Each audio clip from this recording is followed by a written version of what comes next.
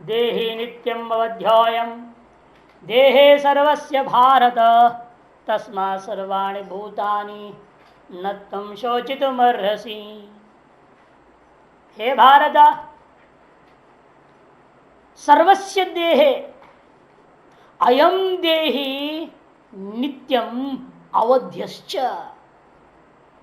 सकल शरीरों में विद्यमान जो देही है वह नित्य है और वह अवध्य है। प्रकरण वशात अवधि कह दिया। इससे पहले असली बात तो बता देंगे। चारों भूतों कार्य हो नहीं सकता ना। अच्छेद्य मदाह्यो ये मकलिद्यो अशोषी वजह बोल चुके हैं। यहां प्रकरण युद्ध का है, अर्जुन को समझा रहे हैं, इसलिए बारंबार हंति घातेति अवध्य यहां आ रहा है। इस तरह के शब्द प्रयोग हो रहे हैं। ये उपलक्षण इसलिए समझना चाहिए। सकल क्रियाओं का वो विषय नहीं हो सकता, किसी भी क्रिया का विषय नहीं हो सकता। तस्मात् नैते भीष्मादीनि एव अपितु सर्वाणि भूतानि न त्वं शोचितुम्। हमें भीष्म प्रमुख की बात कर रहे हो, इनको लेकर शोक नहीं करना चाहिए मैं नहीं कहता, बल्कि यही नहीं संसार भर के किसी भी भूत के वो लेकर के तुम्हें शोक नहीं करना। कथम एते सर्वे भीष्मादि सर्वभूतांतर्गतत्वादेव। भीष्मादि कोई अलग थोड़े हैं, ये भी सकल भूतों में अंतर्गत है। जब सकल भूत ही आध्यासिक है और उसके लिए भी शोक नहीं करना है तो फिर भीष्मादि के लिए शोक क्यों करना? कहीं मृत्यु करनी है। इस अंत में आकर के विषय संज्ञा लेकर किंचित का नाम न लेकर के सर्वाणि भूतानि है।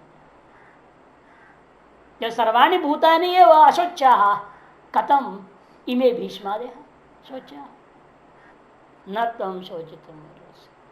रज्जु में दिखा हुआ सर्प मर गया तो आदमी रोएगा क्या? सपेरा रोएगा? सपेरा सपेरा जानते कौन? स्नेक चार्मर वो होते हैं जो सांप इकट्ठा करते हैं। उसको एक बार स्वप्न हो गया कि स्वप्न में उसने एक रज्जु में सांप देखा, उसको पकड़ लिया। उस सांप को पकड़ लिया। सपेरा था, उसका स्वभाव है जहां सांप दिखे तो पकड़ लिया उसको। पकड़ लिया उसको, पकड़ के कुछ देर बाद वो स्वप्न चलते चलते थोड़ा स्वप्न में चेंज आया, कुछ फर्क हो गया। और अचानक से दिमाग में हाथ में गिर में इसमें सांप पकड़ कहाँ गया? है नहीं, तो उधर देखा रज्जु वही है, उस पर सांप मरा पड़ा। अरे तो सांप मैंने पकड़ा था उसको मर गया। क्या वास्तव में वो सांप जो मरा है उसको शोक करने लायक है? वो एक तो सबसे पहले स्वप्नस्थ है, दूसरा स्वप्नस्थ रज्जु में कल्पित भी है। वो डबल आध्यासिक है ना। स्वप्न ही आध्यासिक है, स्वप्नस्थ रज्जु आध्यासिक है, और उस रज्जु में विद्यमान सर्प भी आध्यासिक है, उसका मृत्यु भी आध्यासिक है। उसी प्रकार भीष्मादि भी तो है। ये सारा ब्रह्मांड क्या है? आपके अंदर कल्पित एक स्वप्नवध है। उस स्वप्नांतरवर्ती कुरुक्षेत्र नाम का चीज है, हस्तिनापुर नाम का क्षेत्र है, वह भी आध्यासिक है। उस कुरुक्षेत्र में रथ आदि जो बैठे दिख रहे हैं भीष्मादि, ये भी आध्यासिक है। और इनका होने वाला मृत्यु भी आध्यासिक है। तो इसको लेकर तुम क्यों शोक कर रहा है? आध्यासिक देव यथा सर्वाणि भूतानि न शोचाः तथैव इमे भीष्मादियोपि न शोचा। इसलिए तस्मात् सर्वाणि भूतानि न त्वं शोचितुमर्हसि। भाष्यकार क्या कहते देखिए, देही मने शरीरी, देही मने शरीरी। ये जो शरीर का अभिमान करता रहा आज तक, वह शरीरी जीवात्मा कि तुम पदार्थ का शोधन कर रहे हैं ना, इसलिए उसी को हमें लेना है। नित्याम सर्वावस्था सुनित्यमेव, सकल अवस्थाओं में वह देही निर्विक्रिय होकर के नित्य है। इसे सर्वावस्था सो निर्विक्रिय सन नित्यम भवति अवध्य। और यह शरीरी अवधि भी है। क्यों? निरवयवत्वात् नित्यत्वाच्च, नित्यत्व हेतु में ले लिया अभी। निरवयवत्वात् नित्यत्वाच्च, निरवय होने से और नित्य होने से। निर्वयत्वादेव वही नित्य वास्तव में, नहीं तो सावय होगा तो अनित्य हो जाएगा। तत्र अवध्योयम, वह जो जिस विषय के बारे में आत्मा अवधि कहा गया है, कहाँ वो अवध्य है, किसके दृष्टिकोण में कह रहे हो आप अवध्य है? वो कहते देहे शरीर सर्वस्य, सभी का देह में, सभी का शरीर में रहने वाला अयम यह देही शरीरी आत्मा अवध्य। क्यों? सर्वगतत्वा, गौर हेतु दे दिया सर्वगतत्वा, क्योंकि निरवय होने से नित्य, नित्यत्वा तो सर्वगत्व।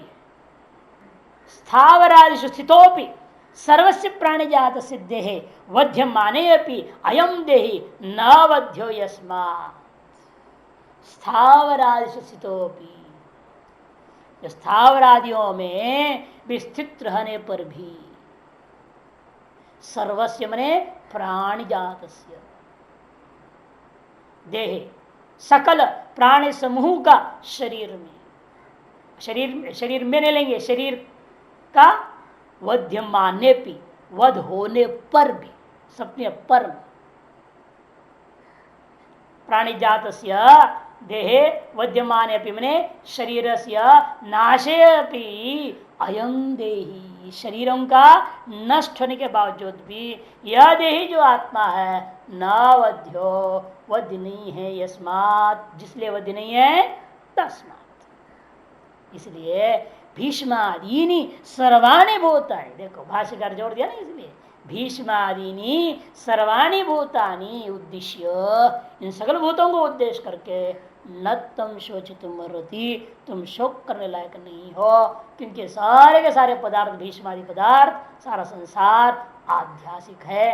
कहाँ? आपके अपने ही शरीरी देही में आध्यासिक है, क्योंकि नित्य है, सर्वगत है, निरवय है, इसी में कल्पित है। कल्पित वस्तु का नाश को लेकर तुम्हें शोक नहीं करना चाहिए। आध्यासिकत्व। इस प्रकार से अनार्यजुष्टम की व्याख्या के पश्चात अब आरंभ करते अस्वर्ग्यम, अनार्यजुष्टम अस्वर्ग्यम अकीर्तिकरम अर्जुन। अब अस्वर्ग्यम की व्याख्या, अस्वर्ग्यम की व्याख्या मतलब क्या? अब तक अनात्मा में आत्मबुद्धि या आत्मा में अनात्म बुद्धि जो होती वह आत्म संबंधी मोह मात्र निवृत्त हुआ, लेकिन धर्म संबंधी मोह अभी निवृत्त नहीं हुआ है। क्योंकि उसने जो श्लोकों को दिया, स्मृतियों को जब दिया, वहां सकल स्मृतियों में अधर्म में धर्म बुद्धि कर रखा है। वो जिनके लिए लागू होता है वो अलग ही विषय है। बहुत सारे चीजें तो सामान्य बात है, ब्राह्मणों न हंतव्य, अरे ब्राह्मणों न हंतव्य सामान्य है, यदि आतता इश्चित ब्राह्मण हंतव्य, ये विशेष अपवाद है ना। वो अपवाद को ध्यान ही नहीं दे रहा है और सामान्य स्मृतियों को पकड़ के बोल रहा। और सामान्य स्मृतियां सामान्य धर्म है ना, वह वर्तमान तुम्हारी स्थिति के लिए वो क्या है? अधर्म है। उस अधर्म में ही धर्म बुद्धि करके वो युद्ध से निवृत्त हो रहा है। अब उसको बताना है तुम अधर्म में धर्म बुद्धि कर रहे हो और धर्म में अधर्म बुद्धि कर बैठे हो, इस मोह को दूर कर लो। क्यों ऐसे कहना पड़ रहा है? भाष्यकार देखो बहुत सुंदर अवतरण इसलिए दे रहे हैं, यह परमार्थ तत्व अपेक्षायाम शोको वा मोहो वा न संभवती इत्युक्तम। अब तक जो ग्रंथ आपने पढ़ा है इसमें क्या कहा गया? यहाँ पर परमार्थ तत्व की दृष्टिकोण से शोक या मोह संभव नहीं है, ये यहाँ तक कहा हुआ है। न केवल परमार्थ तत्वापेक्षायाम एवं, केवल परमार्थत्व की अपेक्षा से शोक नहीं करना चाहिए, मोह नहीं करना चाहिए, इतना ही नहीं बल्कि स्वधर्म दृष्टिया भी शोक मोह नहीं करना चाहिए। किंतु स्वधर्म विधि, परमार्थत्वापेक्षा शोक मोह तो करना नहीं है और स्वधर्म दृष्टिया भी शोक मोह करने की जरूरत नहीं, क्योंकि स्ववर्ण का धर्म और स्व आश्रम के धर्म का पालन करने में, शास्त्र विहित धर्मों का पालन करने में आपको किसी प्रकार का शोक या मोह करने की जरूरत नहीं। आंख बंद करके करते जाओ, विधि है, आपको करना है वो करो, बस उसका नतीजा चिंता नहीं करना है। कर्मण्यवाधिकार से माँ फलिश कदाचन स्वकर्णात्म अभ्यर्च सिद्धि मिंदती मानव। अपना कर्म है, स्वधर्म बुधा स्वकर्म को करो, करके सीधा वो ईश्वरार्पण कर देना, बाकी ईश्वर जाने। तो आपको न कर्म लिप्यते नरे में पहुंच जाओगे, उस स्थिति में पहुंच जाओ। आपके द्वारा कृत स्वधर्म परिपालन से यदि किंचित पापांश भी है उसमें, वह भी आपसे लिप्त नहीं हो सकता है, संबंधित नहीं हो पाएगा। इसलिए पापानुविद्ध होने के कारण से कर्म का भय से, कर्म से दूर नहीं भागना है। पापानुविधता का भय से कर्म को त्याग कर नहीं भागना चाहिए। और विशेष रूप में मुमुक्षु को लिए तो अति आवश्यक है। तम एतम आत्मान ब्राह्मणा विविदिशंति यज्ञ न दान तपसा अनाशक्य, बृहदारण्यक में कहा है। उस ब्रह्म को जानना है, ऐसे नहीं जान सकते हो पढ़ लिख कर कहीं जा करके। यज्ञ न दान तपसा अनाशक्य, यज्ञ दान तप उपवास सब करने पड़ेंगे इस ब्रह्म को अनुभव करना है तो मोक्ष के लिए। कहाँ कर्म त्याग करने को बोल रहे मोक्ष को? श्रुति है ये बृहदारण्यक। तम एतम आत्मानम ब्राह्मणा विविदिशंति यज्ञ न दान तपसा नाशके। जानना चाहते इस ब्रह्म तत्व को, इन साधनों को अपना करके, इन साधनों को त्याग के नहीं। अतएव कर्मों के त्यागना नहीं है, कर्मों के फल का त्याग निष्काम भाव से करना पड़ता है। वही अर्जुन को कह रहे हैं। जिस व्यक्ति को पूर्वोक्त प्रमाण तत्व का ज्ञान हो गया, सर्वम ब्रह्म इति ज्ञान हो गया है जिसको, उसको तो कुछ भी कर्म करना नहीं है, उसके लिए कर्म का निषेध है। जिसने सर्वम ब्रह्म करके जान लिया और उसका अनुभूति करने के लिए मन निध्यासन लगना चाहता है और उसके लिए कर्म और उपासना बाधक है तो त्याग सकता है। लेकिन जो व्यक्ति ऐसा नहीं है, अभी मुमुक्षु है, ज्ञान सिद्धि के लिए, अंतःकरण शुद्धि पूर्वक ज्ञान का सम्यक सिद्धि के लिए कर्तव्यमेव सर्वम कर्म वर्णाश्रमादि, वर्णाश्रमादि में कई कर्मों को करना ही चाहिए। लोग कहते हम तो इतना अपने पढ़ रहे हैं, हमको समझ में नहीं आता है, तो कैसे समझ में आएगा, कैसे बैठेगा दिमाग में? वर्णाश्रम धर्मों को तो बचपन से किए नहीं। अरे यहाँ आने के बाद चलो, वहां जो बीत गया सब बीत गया, यहाँ आने के बाद तो सुधरो, है कि नहीं? जब यहाँ जिस लिए आए हो उसके लिए जो जो जरूरत हो तो अपनाना पड़ेगा ना। आप सुनने से मैं ब्रह्मज्ञानी हो गया सोच के सब छोड़ दिया, ऐसे कैसे होगा? यही हो रहा है। वेदांत सुन लेते हैं, अपना ब्रह्मज्ञानी मान लेते हैं, सब कर्म त्याग, और कैसे प्रारब्ध कर्म सामने चल रहा है।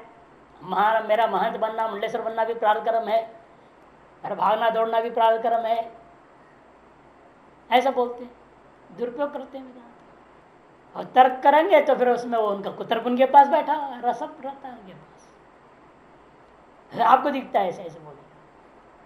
इसे कहोगे आप उनकी कोई कमी दिखा आगे ऐसी ऐसे कैसे हो रहा है आपसे ब्रह्मज्ञानी होकर, ऐसे कैसे शास्त्र तो कहता है ऐसे, ऐसी चीज का होता नहीं है प्रारब्ध कर्म ब्रह्मज्ञानी का। तुमको ऐसे दिख रहा है, तुम गलत देखते हो, डांट देते हैं।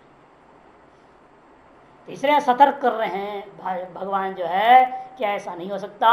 मोक्ष को अपने अंतःकरण शुद्धि पूर्वक ज्ञान सिद्धि के लिए कर्तव्य है।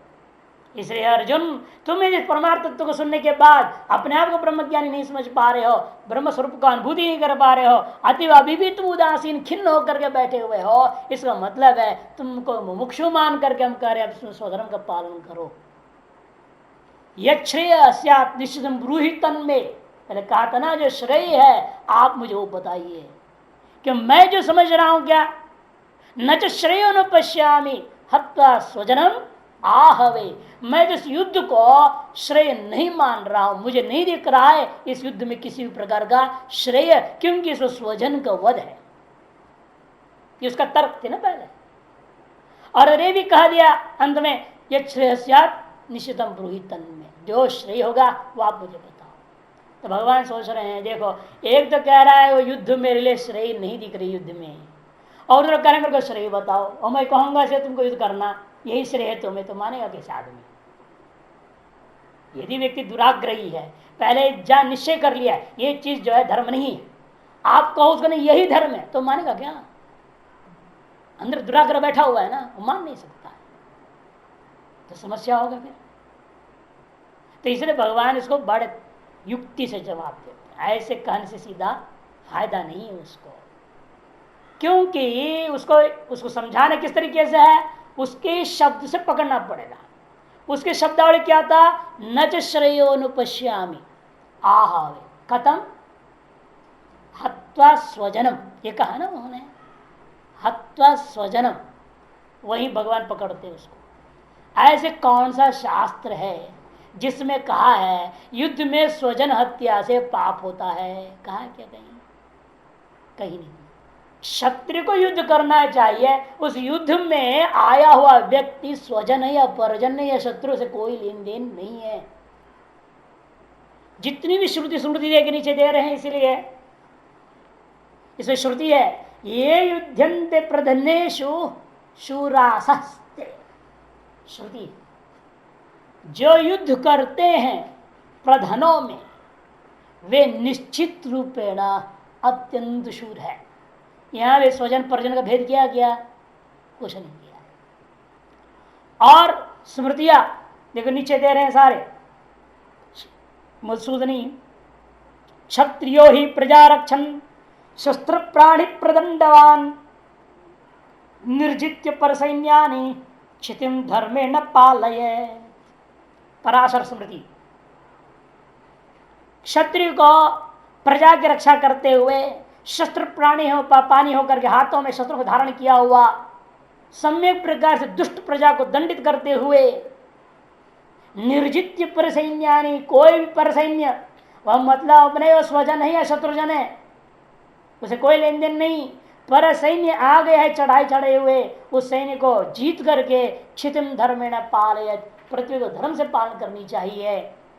मनु भी कहते हैं क्या, समोत्तमाधमयी राजा, सम उत्तम अधमयी राजा चाहूत पालयन् प्रजाः न निवर्तेत संग्रामात् क्षात्रं धर्म अनुस्मरन्, क्षात्रं धर्मम अनुस्मरन्। देखिए बहुत सुंदर है स्मृति, सम उत्तम अधमयी, ये नहीं देखना कि ब्राह्मण है क्षत्रिय वैश्य कोई लेन देन नहीं, सम हो, सम स्व समान जाति हो, स्व उत्तम जाति हो, स्व अधम जाति वाला हो, उसे कोई लेन देन नहीं, सबके साथ लड़के जीतना है, एक क्षत्रिय का धर्म है। आहूतश्चेत, यदि उन्होंने आप स्वयं जगह जबरदस्ती में चढ़ाई करो वो गलत है, वो अगला लोभवश आकर के आप पर चढ़ाई करे तब आप उसे लड़ाई कीजिए, पीछे मत हटिए। पालयन प्रजा न निवर्तेत, प्रजाओं का पालन करता हुआ वह संग्रामात न निवर्तेत, संग्राम से निवृत्त नहीं होनी चाहिए, ये क्षात्र का धर्म है, यह अनुस्मरण किया हुआ है। क्षात्र अनुस्मरण करते हुए वह निवृत्त नहीं होना चाहिए। संग्रामेश्व निवर्तित्वम प्रजानांचैव पालनम शुश्रूषा ब्राह्मणानांच राज्य श्रेयस्करम परम। पूछा ना वो है, ये श्रेय निश्चितम ब्रूहितन में क्या श्रेयस कर रहे हैं क्षत्रिय के लिए, वो मनुस्मृति बोल रहा है। देखो क्या क्या चीज है, कहते हैं कि भाई सबसे पहले संग्रामेशु अनिवर्तित्वम, संग्राम से निवृत्त न होना पहला क्षात्र धर्म है। दूसरा प्रजानांचैव पालन, प्रजाओं का समदृष्टि से पालन करना। तीसरा कहते हैं कि ब्राह्मणांच शुश्रूषा, ब्राह्मणों की वेद आदि अध्ययन करने में उनके गुरुकुलों में आवश्यक धनादि को देकर के उनकी सेवा करना, यही राज्य परम श्रेयस्करम, केवल श्रेय नहीं परम श्रेयस्करम, इससे अधिक श्रेयस्कर कुछ भी नहीं हो सकता है। राज शब्द से क्षत्रिय जाति मात्रवाची, ये सब जगह मैं समझना, राज शब्द से कोई राजा हो, मैं तो राजा नहीं हूँ, युधिष्ठिर राजा है वो लड़े, ऐसा अर्जुन तर्क दे सकता है ना। अरे स्मृतियां तो कर राजा को लड़नी चाहिए, हम तो राजा नहीं है। राजा या तो युधिष्ठिर या तो दुर्योधन, तो अपने अपन लड़ते रहे, मैं क्यों लड़ू?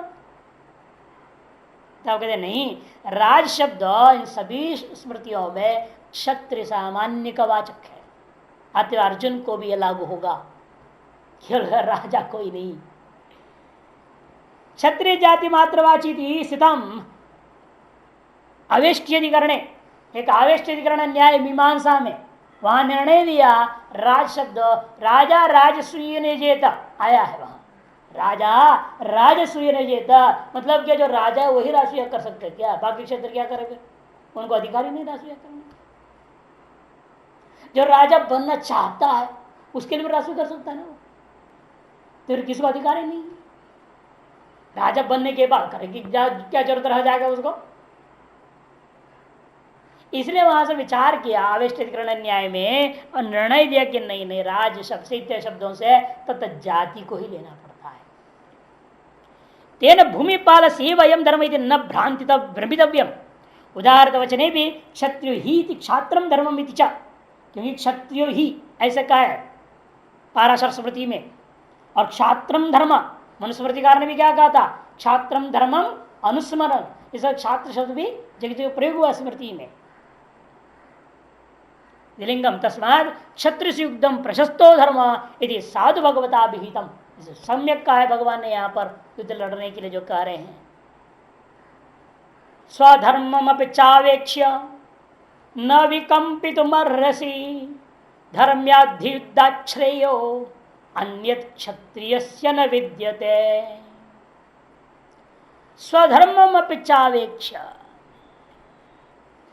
अच्छा अपने धर्म का भी स्वधर्मम अपि आवेक्ष्य, स्वधर्म के बारे में भी चिंतन करके विचार करते हैं, देखने पर विचार करने पर न विकंपितुम अर्हसि, न सोचो तुम अर्हसि, तुम शोक करने लायक नहीं हो।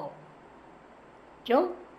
धर्म्याधि युद्धात्, युद्ध कैसा है, ही मने यस्मात्, श्रुति का द्योतक है, जो श्रुति मैंने बोला था, ही मने यस्मात् श्रुतिर्भवति ये युद्धन्ते प्रधनेषु शूरास्ते, ये श्रुति है, इसीलिए धर्म्यात् युद्धात्, धर्माद अनपेतम यदि धर्मियम, जो धर्म से हटा हुआ नहीं है ऐसे का नाम धर्म्य। उस युद्ध से तारस युद्ध से श्रेय अन्यत क्षत्र से निवृत्त, उससे बढ़कर कोई अन्य श्रेय क्षत्रिय के लिए हो नहीं सकता।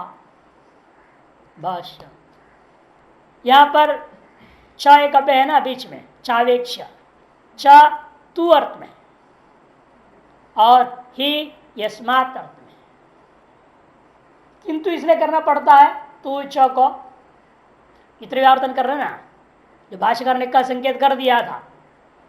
पारमार्थिक दृष्टिया पारमार्थत्वेपेक्षा न, किंतु सुधर्मपेक्षा शोचितुम अर्हसि यदि चेत न, उसके लिए च बोल तू,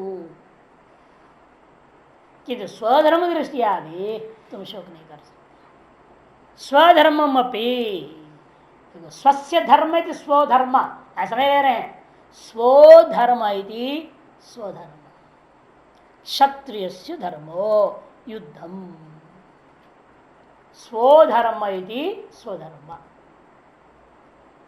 स्व से यहां आत्मीयत्व, स्व शब्द का क्या होता है, आत्मा, आत्मीय, धन और ज्ञाति, चार होता है। इसे स्वस्य सृष्टि नहीं करना पड़ा इनको, क्योंकि स्व से आत्मा लोगे तो स्वस्य करना पड़ेगा, आत्मना करनी पड़ेगी, और स्व से आत्मीय अर्थ ले लो तो आत्म संबंधी धर्म, अर्थात अपना जो क्षत्रिय का धर्म, स्व हो गया कौन, क्षत्रिय, उसके संबंधी क्या होगा, आत्मीय तत्व, उसका धर्म।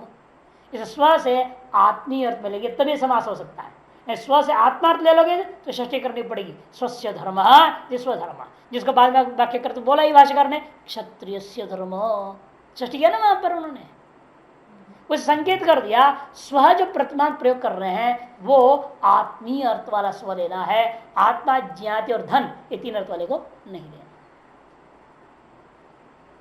तभी समास होगा स्व धर्म इति स्वधर्मा। देखने में कर्मधारय समास है, लेकिन छिपा हुआ पर आत्मीयत्व के कारण से षष्ठी छिपी हुई है, इसलिए कह दिया अर्थ व्याख्या करते हुए क्षत्रियस्य धर्मो, क्या है वो, युद्धम, ये क्षत्रिय का तमपि अवेक्ष्य, उसे भी विचार करके देखते हैं उसकी दृष्टिकोण से भी, तम न विकंपितुम प्रचलितुम नारसी, तुम न विकंपितुम, तुम जो है कंपित होने अर्थात प्रचलित होने और संशयग्रस्त आदि होकर के तुम जो है इस तरह शोकग्रस्त जो हो रहे हो उसके योग्य तुम नहीं हो। नारसी धर्म्यात क्षत्रिय स्वाभाविक धर्मात, धर्म्यात का मतलब क्या, क्षत्रिय का जो स्वाभाविक धर्म है। यहां भी स्वभाव स्वभाव, स्वभाव स्वभाव, तत्र भव स्वाभाविक, ऐसे अर्थ लेके भाषा को घटाना पड़ेगा तब पूर्वोत्तर अन्वय हो जाएगा। स्वाभाविक धर्मात आत्म स्वाभाव्यादित्य, क्योंकि तुम्हारा अपना क्षत्रियों का स्वभाव होने से, क्या आत्म स्वाभाविक मैंने क्षत्रिय स्वाभाव्यात, आत्मा से शब्द का अर्थ है क्षत्रिय, क्षत्रिय का स्वभाव से ही इत्यभिप्राय, ये इसका अभिप्राय। तच्च युद्धम पृथ्वी के द्वारेण धर्मार्थम प्रजारक्षणार्थम चेति, और वह युद्ध पृथ्वी जय द्वारा धर्म के लिए और प्रजा रक्षा के लिए हो जाता है। अतएव धर्माद अनपेतम इति धर्म्यम, इसलिए इसको हम कह रहे हैं धर्म से वो हटा नहीं है। अनपेतम परम धर्म्यम, श्रेष्ठ धर्मी है। तस्माद, यस्माद ऐसा है इसलिए, तस्माद धर्म्याद युद्धात, उस धर्म रूपा धर्म से हटा हुआ नहीं, ऐसे इस युद्ध से श्रेयो अन्यत क्षत्रिय से निर्विदित है, इससे भी ज्यादा श्रेय करो क्षत्रिय के लिए नहीं है। विचार देखिए, यहाँ कुछ लोगों का कहना है भगवान ने भले पहले आत्म तत्व का चिंतन दे दिया आत्मसंत का मोह का निवृत्ति करने के लिए, उसका असर अर्जुन पर क्यों नहीं पड़ा? ब्रह्म ज्ञान का उसका बीज है कि वो चाहता ही नहीं था निश्रेयस को। जब निश्रेयस को चाहता ही नहीं, जब ब्रह्म ज्ञान को चाहता ही नहीं, उसको सुना भी तो कहां से उसके अकल में कुछ घुसेगा? फिर चाहता क्या था? उसने कहा श्रेय निश्चितम ब्रूहितन में, श्रेय को चाह, निश्रेय को नहीं चाह। श्रेय प्रेय और निश्रेय, प्रेय तो नहीं उत्कृष्ट कोटि हो गया, प्रेय से उत्कृष्ट कौन है? श्रेय है। श्रेय से उत्कृष्ट कौन है? निश्रेय। नहीं नहीं नहीं, हाँ उपसर्ग की महिमा तो क्या कर देता है, आकाश पाताल का अंतर कर देता है। ऐसे है लेकिन वास्तव में नहीं है, वास्तव में नहीं है। क्योंकि देखिए यहां पर भी श्रेय कहकर क्या बोलेंगे आगे? स्वर्ग द्वारम अपावृतम, स्वर्ग द्वार अपावृत क्यों? श्रेय हो गया ना, यही अंतर करना पड़ेगा अब कि श्रेय बोल करके स्वर्ग द्वार हम कह रहे हैं, यही तुम्हारे युद्धात श्रेय अन्यत न विदिते कथम स्वर्ग द्वारम अपावृतम। इस युद्ध से श्रेय कुछ नहीं है तुम्हारे लिए, क्योंकि यह तुम्हारे स्वर्ग द्वार खोल रखा है। पूर्वोत्तर दूसरा आर्ग्यूमेंट है, ये वीरों का क्षत्रिय स्वर्ग के लिए ये आर्ग्यूमेंट है।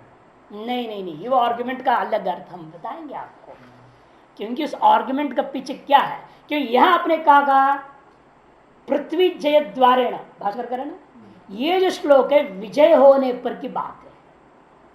तब अर्जुन कहेगा मान लो मर जाओ तो स्वर्ग द्वार मत आओ, तो जीतोगे तो भी श्रेय है, हारोगे तो भी श्रेय है।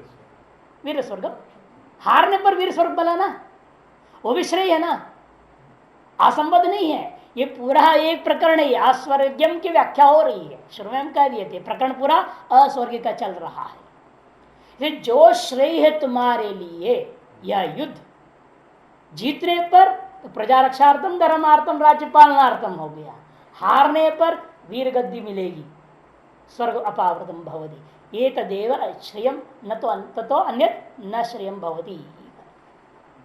ये पूरे एक प्रकरणान्वय करना पड़ेगा।